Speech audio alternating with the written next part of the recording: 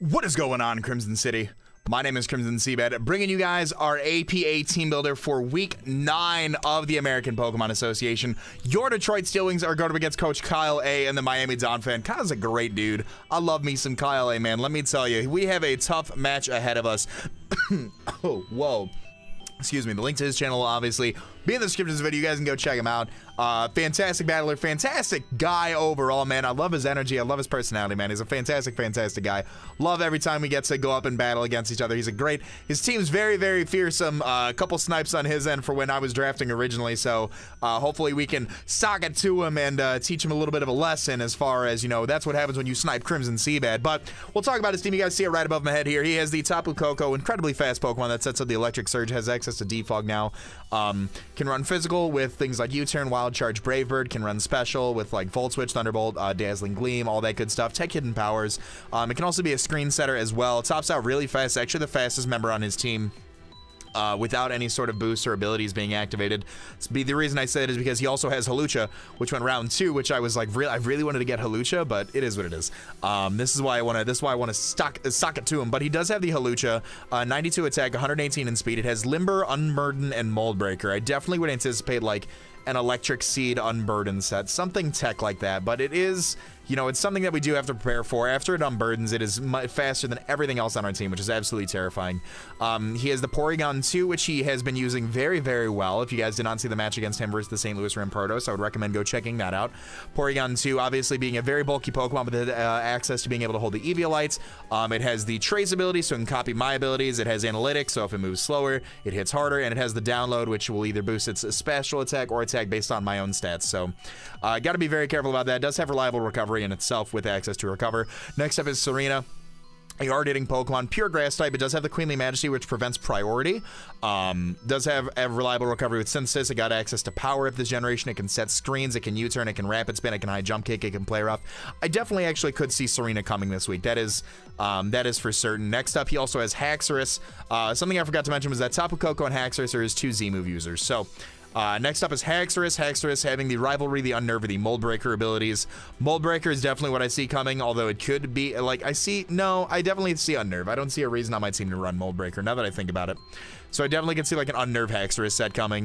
Dragon Dance setup, Swords Dance setup is absolutely terrifying. Z Dracos are incredible, especially because if you guys already see my team on the screen, that we're not bringing a Fairy type, so we got to be careful about that Haxorus. He does have the Alolan Persian, which has the Fur Coat and the Technician abilities. Either one of those, Fur Coat doubling its defense, Technician boosting its base 60 or lower movesets by an extra 50%. Very fast Pokemon with 115 base speed.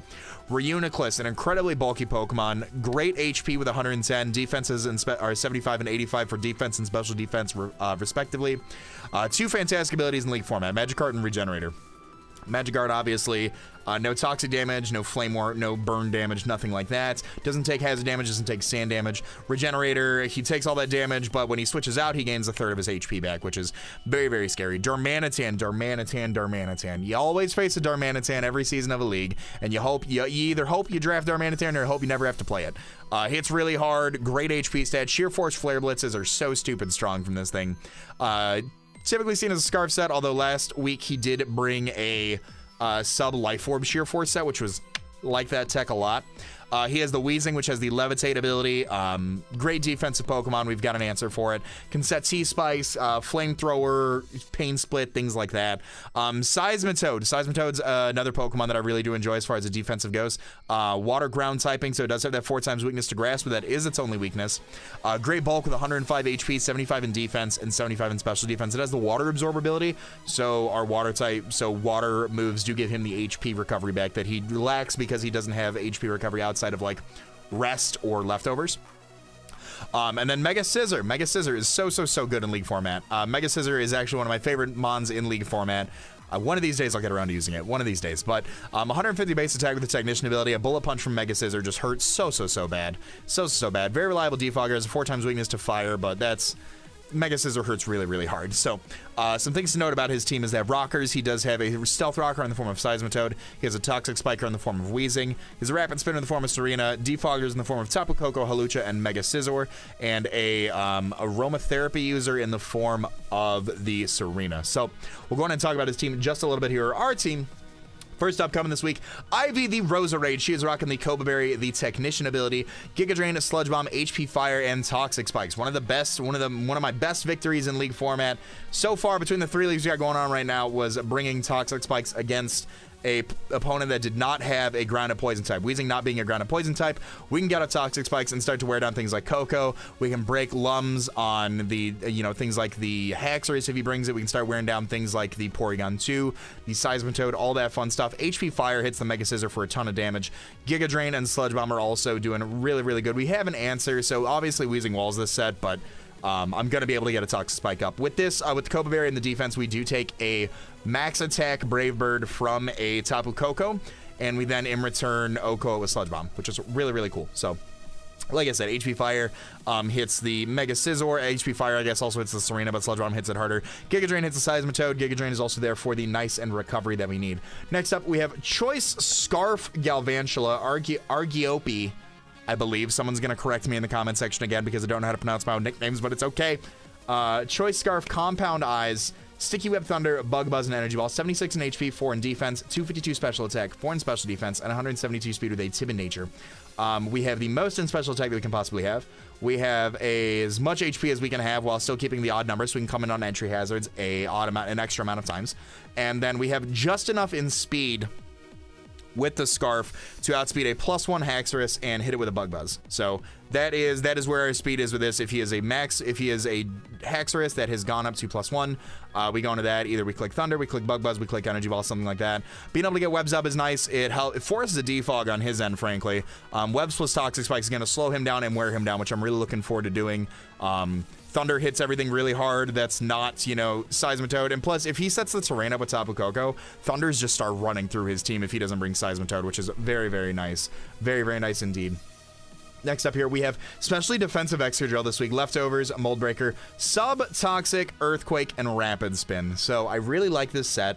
We are outspeeding the Mega Scissor by 1 point. We take any hit from a Tapu Koko, and as he switches in something like his Serena or his Porygon 2, we go for a substitute, and we then click Toxic. Earthquake spam is very nice against his team, barring the Hawlucha. Mold Breaker, Earthquake hits the Weezing. On Rapid Spin, we can get away any hazards that might plague our Golbat or our Arcanine. Like I said, his only rocker is Seismitoad, so Rapid Spin, I want to keep that there just in case. Nothing else was really hitting Hawlucha. Earthquake hits everything else, so... and I've got answers to the Hawlucha as well if he does bring it in. So one of those being our Golbat right here. Golbat is outspeeding. We'll talk. Let's talk a little bit. Let's talk a little bit about the Golbat here. 244 in HP, 52 in attack, 68 in defense, 4 in special defense, 140 in speed with a Jolly nature. Brave Bird, Oko's Hawlucha all the time, without an Electric Seed boosted raise. If he does not have any defensive investment, Brave Bird kills him every time. Haze is there for SD Mega Scizor. Haze is there for Dragon Dance, Haxorus. Toxic is there for things named Porygon 2, Serena, Alolan Persian, Regenerator, Reuniclus. Roost is there for the recovery. Infiltrator is nice just in case he gets a sub up. I don't think he'll ever go. I don't think it's going to be a situation where I regret going for Inner Focus instead of Infiltrator. Infiltrator, like I said, is just really nice for a sub. In case he's like sub SD Hawlucha, we can go through the sub and hit him with a Brave Bird, which will be very, very nice. Next up, we are bringing Maximus this week. Maximus rocking the Power Herb, the Intimidate ability, Fire Blast, Solar Beam, Morning Sun, and Protect. 140 in HP, 4 in defense, 212 in special attack, 4 in special defense, 148 speed with a modest nature. Morning Sun is a little interesting because we do have the Sand, so we got to be careful about that. Protect is nice for being able to scout, being able to burn Z moves if need be from the Tapu Koko or the Haxorus. Fire Blast does a lot to his team, to anything that is not named Darmanitan or Seismitoad. Power Herb Solar Beam is there for the Toad. With this speed, we are outspeeding Koko after the webs. So Koko after the webs. Let me just grab my calc here really quickly. And I'll tell you a little bit about this Arcanine in just a moment. Arcanine. Tapu Koko. Tapu Koko, yeah, after with this set, we do 72 to 85 to the Koko. So if we have pre-existing damage off, if we do get Stealth Rocks up as well, we do have a very good chance of, like I said, with some sand damage or some rocks damage or some pre-existing damage, we have a great chance. This is 72 to 85 to the Koko with this range. We do have a bit of bulk behind us, but if he is like a choice spec set, he does turn around and has a chance to Oko us with Thunderbolt, but that is his only way, and if he does go for that, we know he's confirmed specs, we just go back out in Excadrill and we sub up. We get a free sub up and start going for that. And last but not least here, we do have our Tyranitar. Hella is coming this week. We're bringing the Sandcore, but not the Sandcore that you'd think. Mega Tyranitar with the Sandstream ability, Stealth Rock, Rock Slide, Crunch, and Dragon Dance. 236 in HP, 4 in attack, 116 in defense, 4 in special defense, and 148 in speed with an Impish nature. We are taking hits. This was kind of like my defensive check for Darmanitan. If he goes for Flare Blitzes on this, we can gauge to see if he's Scarfed, Banded, or Life Orb. Depending on that is how we deal with the team. So, we take this, +1, we outspeed the Haxorus, which was my biggest concern because nothing else on his team really wants to do too much to me. Mega Scissor is a pain, but I don't know if the Mega Scissor will come against my team. That is yet to be determined. But Rocks Up are really nice. Rocks Up along with Toxic Spikes, considering he has to either defog any hazards he sets, or he rapid spins, and that gives me kind of a free turn to do whatever I want after he rapid spins. So, Rock Slide and Crunch are really nice.